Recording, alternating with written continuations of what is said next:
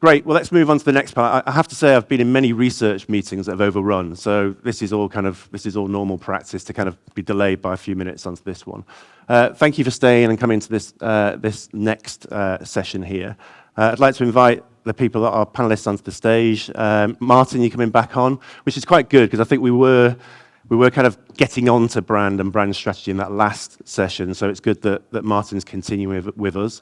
Daniel, please join the stage, and we're going to introduce the guys, or they're going to introduce themselves in a moment. Nicola, and also Katie. Unfortunately, we've got a COVID victim yesterday, so Kai from Betson fell foul of the COVID bug, which is the first person I've heard for a long time that's fallen foul of it. So we hope he gets better very soon. What's this session about? I guess it's picking up on what was just, and it is a nice seamless kind of move from the last session.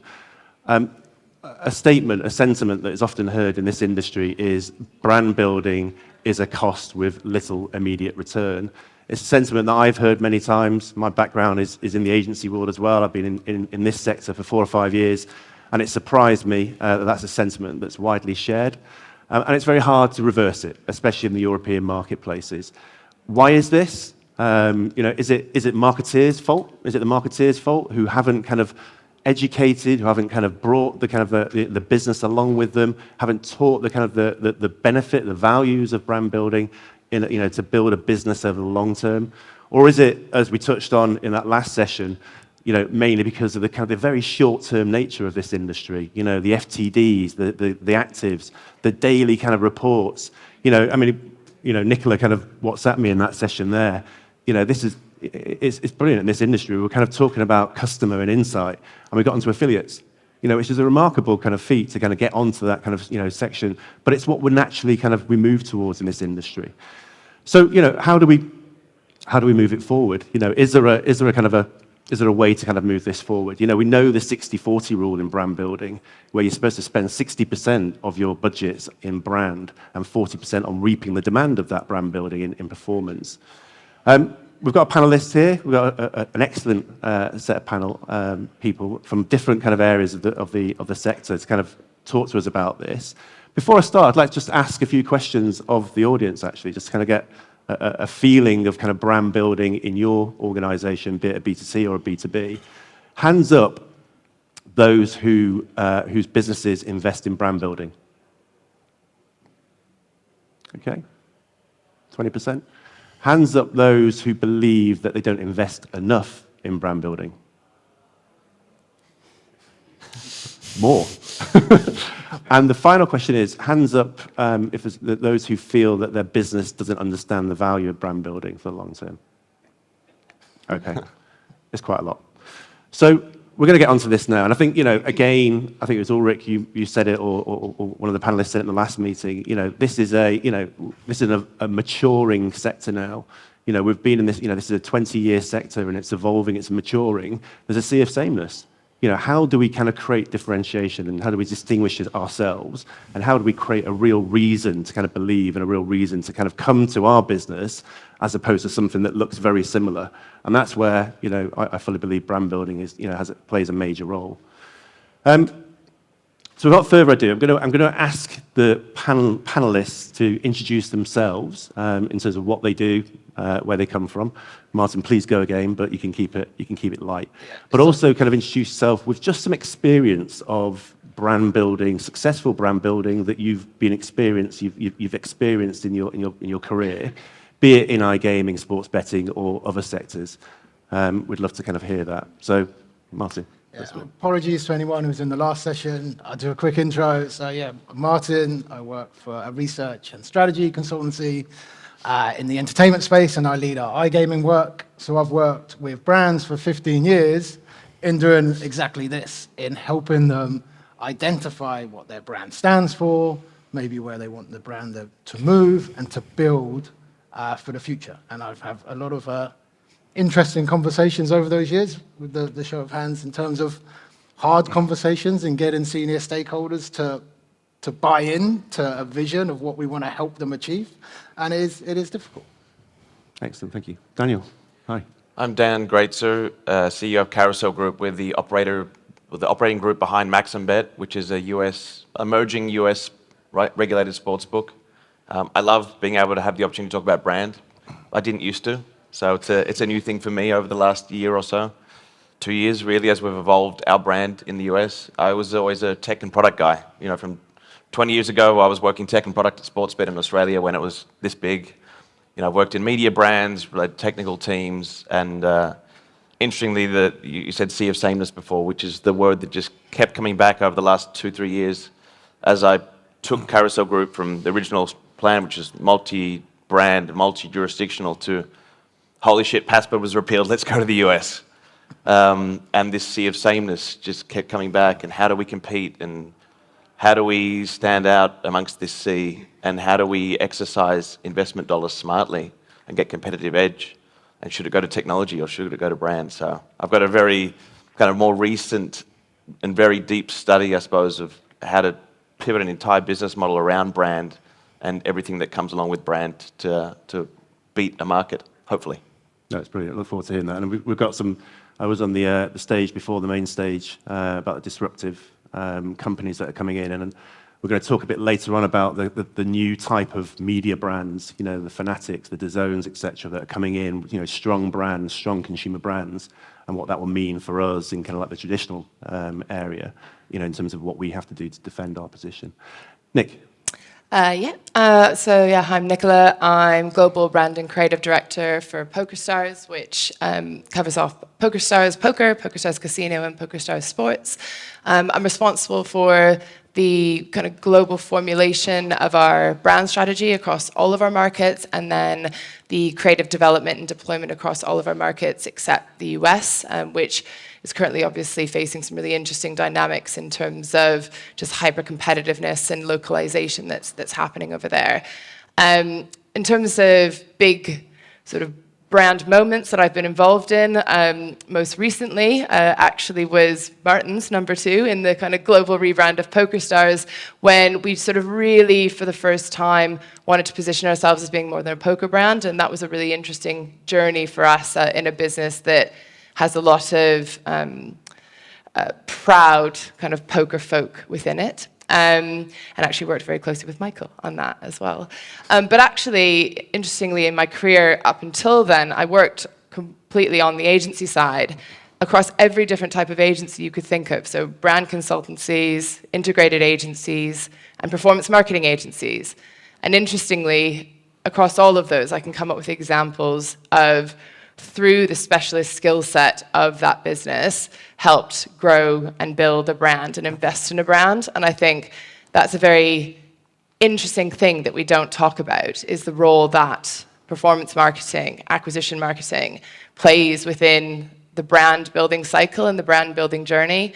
And if your above the line investment is not working in cohesion with your performance marketing investment, you're throwing money at old rope. And ultimately, your CPAs are going to suffer because you're suddenly entering like a very small pond with lots of really hungry fish in it. And you know, it will just become a race to the bottom and a doom loop. So you know, I think it's really interesting that we still conceive brand and broadcast in the same sentence, when really, you know, as an industry, we should be so beyond that at this point. And we're going to pick up on that a lot, actually, about the definition. Katie. Perfect. Hi, everyone. I'm Katie Shaw, Global Head of Brand Engagement at Entourage Sport and Entertainment, which is a sports marketing agency. I guess, you know, I come into this space as a big sports fan, but I think most people in this room hopefully can understand, I guess, the power that sport has. You know, from a consumer perspective, it's one of the few pieces of content that consumers still want to watch live. It has, you know, a fan base that is hugely emotionally and psychologically engaged, and therefore sport is a massively powerful platform to help market a brand. You know, it has a huge fan base, millions of fans who are watching the content live, but it has that kind of liking transfer whereby the fan base who's watching it will sort of transfer their likeness from that sport to something that's associated with it, such as a brand. And therefore, that kind of consumer passion point can become, that kind of fan passion point can become a consumer passion point. So I've worked across many brands who have used sport as part of that kind of brand growth strategy, whether it's kind of PepsiCo with the UEFA Champions League, who using the top kind of European football competition to kind of aid brand growth in key markets, whether it's Skoda, the automotive company, who've used cycling as a way in which to kind of diversify their audience, especially in the UK, where they focused on women's cycling, or Vodafone with British and Irish Lions, who use it to shift brand consideration. So, I've, throughout my career, really worked on, demonstrating to brands how powerful a tool partnerships can be to really aid brand growth. Excellent. Right, I want to get into the whole subject area of definition of what a brand is and what to you, means a successful brand strategy. So I say that because I find more often than not in this industry, a brand is something that's created in a studio on a daily basis. We need a new brand for that. We create a new brand, and it feels like it's a flippant kind of tactical notion that just happens on a daily basis. So I want to kind of pick up from you guys. What is it? What is a successful brand in this industry? What is the definition of it? How far-reaching should it be in this industry? Martin, do you want to pick it up? Yeah, I think there's two ways to look at it. There's the internal and the external view. So internally, a successful and strong brand is probably summed up by, it's a universal vision within the company of what your brand stands for, whatever that is, whatever piece, whatever touch point that is, that it's all working towards something. And they're going to be used in different ways, right? You use social to do something different than you're going to use above the line and affiliates. But it's all building up to the same vision. And it's that everyone in the company is bought into that and knows their role in building to that. And then externally, it's that when a bettor comes to your website, sees a piece of your material, your marketing, that they know who it's from and have an identity. And that identity is consistent across bettors in different parts of the world. And obviously, you're going to have different brands maybe in different markets and going to feel slightly different, but it's about this universal vision that is inside and outside the company, and everyone is working towards the same thing. Cool. Dan, I know you've got a big passion about this. You kind of blew me away when we were talking about it previously. Talk to me about what what your belief is, and how brand can win the day, if it's done properly in this game. Well, I think following on from maybe just getting into the definition a little bit more, when we just talk about the consumer-facing brand, because internally a corporation can have a very different brand to consumer-facing brands, and that's corporate values and vision. But the brand itself has values and vision. I mean, I've been through, over the last couple of years, some really interesting exercises where you're defining archetypes and you're saying, are you the Volkswagen or the Ferrari of the sports betting world? And they're really interesting processes, but I think throughout that really, what's underneath it all is what feeling do you want your customers to have? Like, what are you trying to portray? What are the values of the brand? What are the demographics? This collection of so many things. And you try and distill it down to something that sits in a logo or is so quickly to pick up off the page. For us, we decided that we wanted to build a lifestyle brand. Before we partnered with Maxim to take their brand, before we partnered with Nicki Minaj to have an global ambassador, before we started making tactical decisions and local brand ambassadors, we had this vision of building out a lifestyle brand, and we went down from there. We wanted to focus on entertainment rather than technology. We wanted to focus on experiences rather than sharp odds. And that drove the whole product strategy. It fundamentally changed our business from going from an in-house tech solution, all in-house, to bringing in third parties, which we've done recently in our launch in Indiana last week with Canby and White Hat. So the brand has driven our entire corporate strategy because we realized how critical it was to nail that and the effect it would have of customers being able to look at us on a page or a sheet of apps or an affiliate page or a banner was surrounded by 50 other banners and go, that brand sounds like entertainment, fun, VIP, exclusive, money can't buy experiences.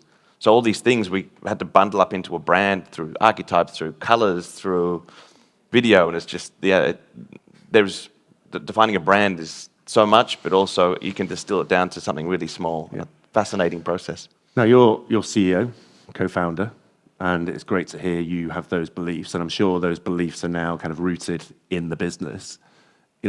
Nick, from a from a kind of a big global kind of beast that is PokerStars, is that more of a difficult kind of challenge to kind of get people to believe in that type, have a thought at the very top that just flows right down? And how do you, the question I had before was, how do you kind of define that kind of brand within PokerStars? Yeah, I think sort of historically, I mean, we've been on a bit of a journey with the PokerStars brand, because actually, when I first started in the business, there was a sort of very archaic view of brand as, in a sense, a cost center. And it was only when sort of Flutter as a business sort of took over what was the Stars Group that we sort of really started to see CEOs sort of sitting around the table who believed in the power of sort of multi-touch point brand investment, I would say, not just marketing brand investment, to drive competitive advantage and commercial advantage. So, it's beneficial having a CEO as part of Flutter International who is more than happy to spend multi-millions on mischief in building the Paddy Power brand, for example. And so that makes those discussions kind of easier. And it's actually, I would say, increasingly sort of skeptics within who come from sort of very, like my commercial peers, my performance peers, for whom kind of I'm still often sort of fighting the good fight. But what I would say is within iGaming specifically, and referencing what was spoken about in the last session around a sea of sameness, I think there are two key commercial levers that you can pull as an iGaming business to sort of develop a competitive advantage with customers. Because as we've said, we've all got kind of this, the same slots games, for example. And ultimately, we all have the same offers in terms of how many free spins, or how big's your welcome bonus, or how big's your odds boost. And so what are the two levers that we have left? One of which is our tech platform. And I'm not going to deny that's hugely important to the customer experience. Its stability, but also how user-friendly it is, how aligned it is with how customers consume iGaming on devices. But the other is brand. And that's not just about brand as a salient asset, so being this thing that pops up into someone's mind when they're thinking, I fancy a Flutter, but also the brand being intrinsically interlinked with what I would call customer benefit. And so actually there is a reason and a rationale for me to choose PokerStars over GG, because there is an option for me to get things that have value to me in my life as a poker player or as a slots player that I wouldn't get elsewhere. And I think we forget that and go, well, actually, it's a zero-sum game. There is no differentiation. But actually, when you look at some of the most successful iGaming brands, it's found to be untrue time and time again. Cool. Katie, you sit outside of the kind of the immediate sector and you look in and probably cringe sometimes when you look at what we're doing.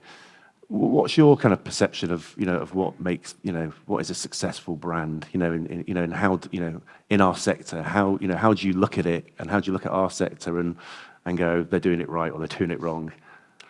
I think I'll relate to it, I guess, from a partnership space, but it's similar challenges in terms of brand and making sure that is picked up or believed in across multiple kind of divisions within the company. The role that partnerships can play to also shift brand, that also needs to be, believed in or understood across multiple kind of different divisions within the company as well.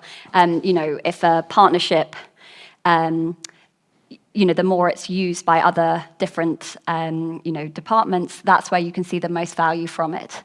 I think one of the partnerships I've worked across where this was a brilliant example on how the business really took that partnership on board and made sure that multiple functions were using it, was Vodafone.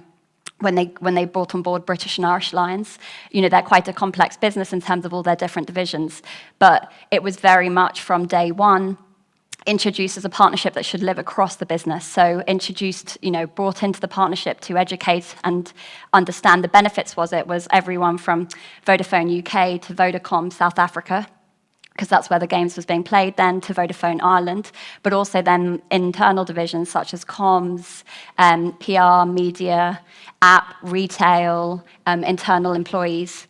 And how we did it was set up a steering committee, which was run by the CMO, but we met on a monthly basis. And within that steering committee were key individuals from each of those different departments, but ones who could really make decisions and kind of shift the dial within those meetings. A steering paper was shared as a pre-read so that those meetings were really used by those individuals to really make decisions, approve things, and just move it forwards. But I think in a similar way, partnerships, which can help shift the brand dial, has to be really utilized across the business for you to see the most value being driven from it. Great. I'm going to pretend I'm sat in the audience there, and you guys have been on journeys. You've evolved. You've been down kind of probably cul-de-sacs and banged your head on the wall and had to come back and go a different way. And I kind of like a lot of people in this industry have a challenge of, I think the hands were going up, and we don't do enough. The challenges are there. What are the key challenges to kind of really get this humming in the iGaming and sports betting world? And how have you kind of broken some of those challenges? How have you kind of broken them down? If the definition is all encompassing and it's not just a TV advert, how have you kind of done that? And how can you give these guys that kind of that advice to to get going, if you like? I don't know who wants to go first. Dan, maybe. I know you're a brand guy through and through and kind of believe in it, but you must have been times where there's been challenges to kind of get the business behind it. I think definitely the authenticity angle is really hard to nail, because it's easy to say we want to be, the world's sharpest brand, or the world's we're for sharp action, or we're an entertainment brand. But getting that to echo through every part of your business is a massive challenge. First, you have to get your whole team to buy into it, and then in bigger organizations where there's a lot going on, there's software development, there's marketing assets being developed, there's people doing PR, there's CEOs on stage talking about it. And it's all got to feel authentic. Everyone's really got to understand the brand, and to distill that into a business is a huge challenge, because it sometimes just happens with a steering committee, in a room somewhere, and then at some point, how does a 12-month or 24-month roadmap start to absorb all of this so that the consumers go, now I get what this brand's about. And it takes so long to get there. Like for us, basically, we had to kind of wind down a different strategy and a different brand, and spend 6+ months just preparing every part of the business, repeating the same messages over and over again. The thing that helped me the most was actually just repeating the messages in conversations, and I would evolve the brand position while pitching it just out there to friends or investors or whatever it might be, and what worked and what didn't work. So I was like kind of testing it all the time. My team was kind of testing it out there, and we'd come back and we'd talk about it. But by the time we got to actually launching Max and Bet, we all got it. We all knew what it was about, and the bosses, all the department heads found it so easy to start implementing it. And then you could feel the authenticity, and then it rolls out through our events, and it rolls out through our marketing campaigns. Yeah. Can I just, I think that is a huge point, that authenticity, and that authenticity leading to a thought within the industry, within your company that everyone believes in, gets behind, and puts everything behind. Just those people that were kind of putting their hand up previously about they do invest in brand building. Do you have that authentic point of view? Do you have that thought? Do you have something that you really believe in that is authentic to your business that you are then confident on communicating to external audiences as well? Is it, nods, shake, yeah, great, okay. Hugely important. We'll get some questions from you later on. Interestingly, just on that, sort of one of the things that actually sort of really helped internal skeptics kind of get behind sort of where we currently are with the brand was actually sort of road testing it with customers in the world at large. So I think one of the challenges that sometimes you can have with getting everyone bought into your brand strategy is brand can wander into the realms of the cerebral. It can sometimes feel a little bit kind of consultancy sometimes, and you stuck to lots of P's and positionings and propositions and personalities, and so a lot of the people at the front line really don't want to hear about that from you. And actually, where people really sort of got it was we put a platform out into the world at large, which was a marketing platform that had one word that basically people could remember. And people loved that word. And we then sort of just looked at the business and went, actually, that's a really strong single word aspiration that started as a word with our sort of nascent PokerStars casino business, and now is just the one word from an elevator pitch point of view that everybody embraces, and that word's epic. And that's what we want to do in terms of delivering epic brand experiences, epic customer touch points. And so I think the kind of creating something that feels really single-minded is really important for that internal buy-in as well. I'll definitely add, in terms of the challenges that I faced in getting people on board, is that question around when am I going to see the return on investment? And it's just getting people at that level to understand that it is long term. It's all incremental gains along the way, though. I think about like the most successful branding exercise I've been involved in iGaming. I was a sportsbook operator, and we got that kind of buy-in that it's going to take a while, and we set KPIs along the way at regular points.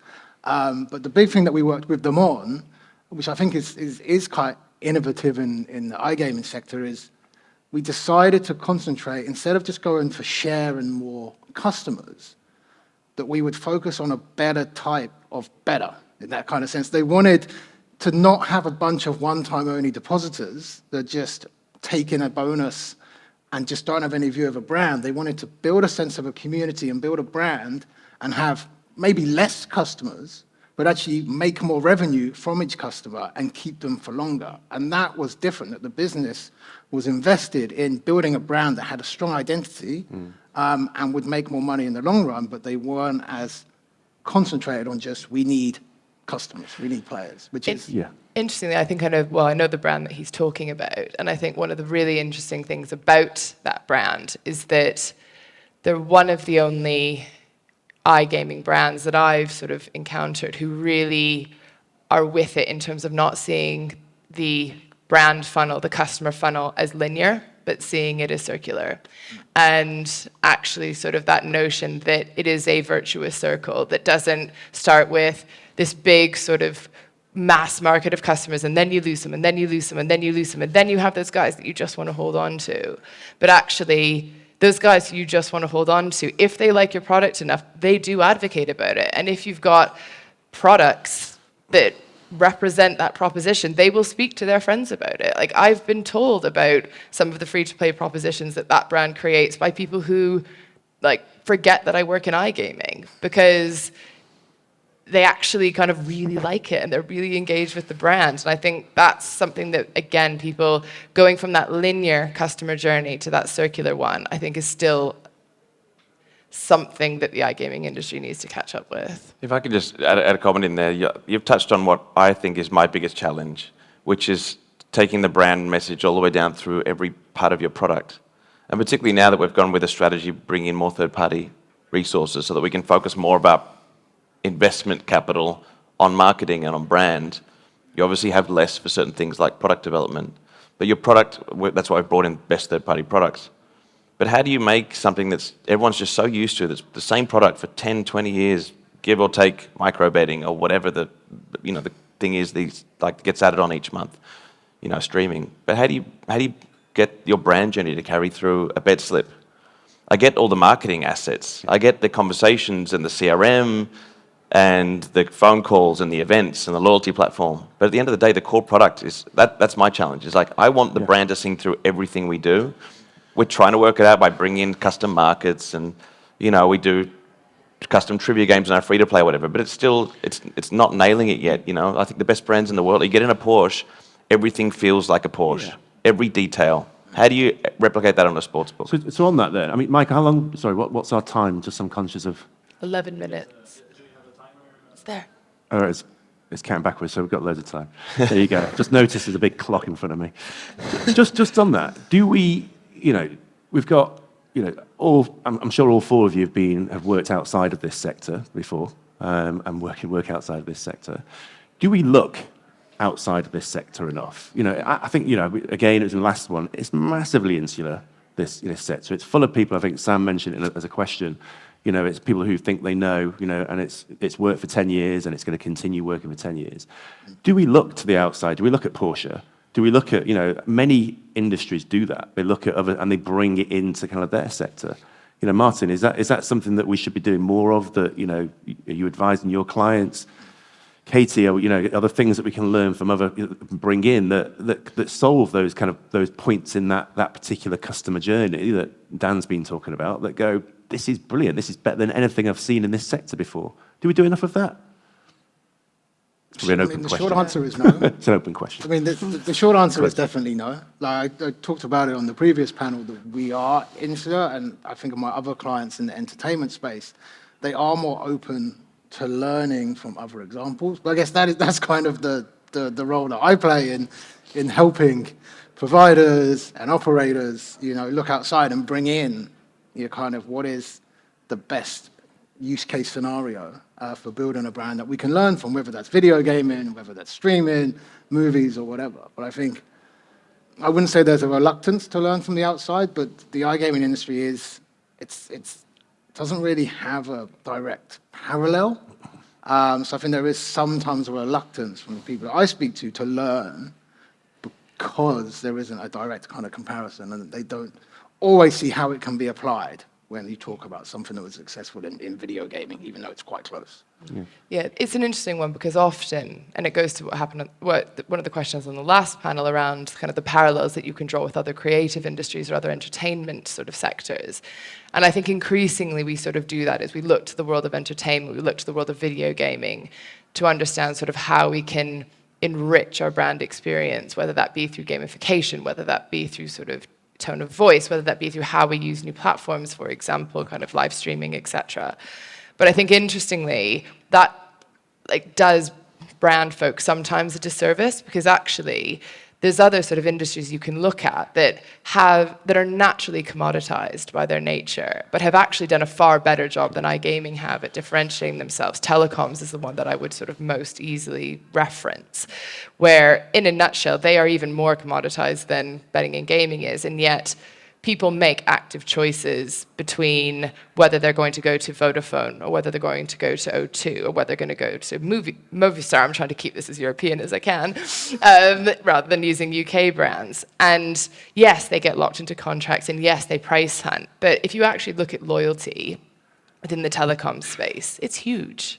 People don't shop around. And why is that habit? Yes, but it's also because those brands kind of have positioned themselves in such a way through partnerships, through added value, through loyalty, that actually kind of makes someone go, nah, I'm going to stay. And so I think that notion that we don't have a peer, we don't have a parallel, I just think we're not looking hard enough. I think, I'll come, Casey, to you in a second. I think, one piece of advice and, do that. Spend the day, get out of your immediate environment of kind of FTDs, actives, and go and kind of jump into telco, go jump into retail, go and jump into different sectors and just look at how they do it and bring it across and kind of disrupt. It's there to be had. It's just we're so insular and we just don't think about it.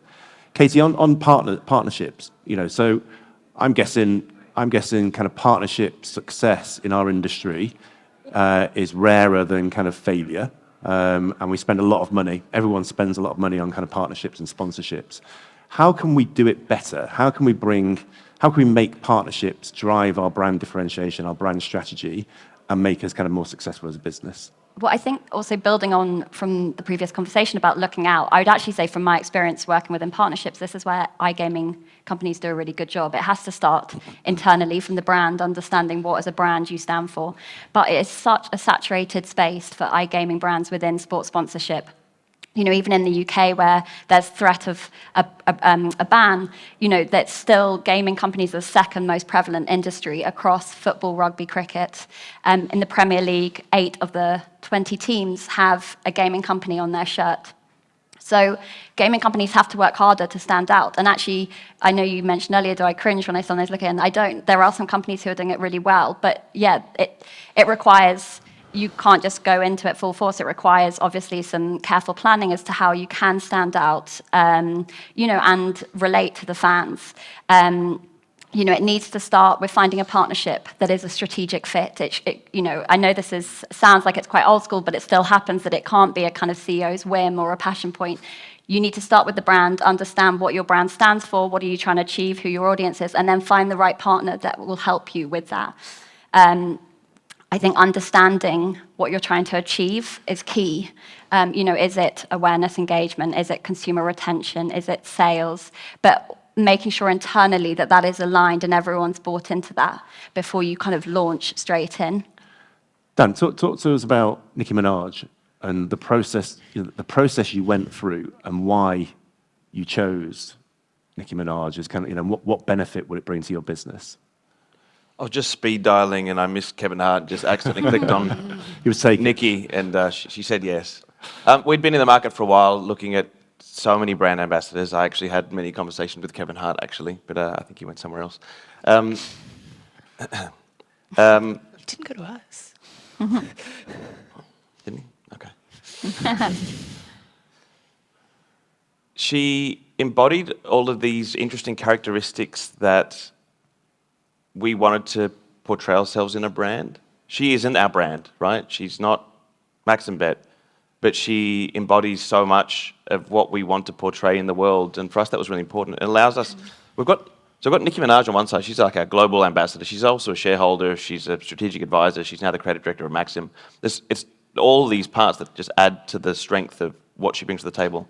She's also a mega superstar. She's diverse. She's just very intelligent, very outspoken, and incredibly engaging with her fans. And they're all things that we wanted. On the flip side, we've got this guy called Charlie Blackman in Chuck Nasty in Denver, who's hunter and a fisher. I'm not much of a hunter myself. I don't even eat meat. But they love him. So we've got all of these assets that we can play with, right? We've got Maxim, which is now this amazing events brand. Like their parties in the US are incredible. VIPs go to their events. We've got Nikki, we've got this big personality. We've got local hometown heroes. And they all contribute parts to our brand, components to it. And as a smart brand company, we get to use those assets and those attributes as we want to and however it fits in appropriately. Because we know that the hardcore sports bettor, they're probably not Nicki Minaj fans. But we're also trying to build a lifestyle brand that targets that 80% of the US consumer that's never bet before, or that maybe will never bet. And she's never bet before. So she's bringing all these people on a journey. I've never bet before. This is really fun and exciting. You trust me, come on the journey. So that's what that's about. And then again, like all these different other brand strategies, they're all fascinating. Again, like it embodied our brand in ways that no one saw coming, but for us just made perfect sense. I think, just to jump into Daniel's point, having that, whether it's a global or a localized approach in terms of who you're partnering with, it's very much dependent on the brand and what you're trying to achieve, and both can work, whether you're trying to do something globally, so it's economies of scale, you can reach more, or whether you're looking at impact further down the funnel, and that's where kind of a more localized approach can help, when access is greater to that individual or kind of social rights. I'm very conscious that lunch is on the other side of this session, and I don't want to get in the way of that. And I've got loads more questions, but we can talk about those over lunch if needs be. Questions? Any questions of the panel on brand building? Yeah. A microphone, anyone? Or it's not a big room, you could probably stand up and shout.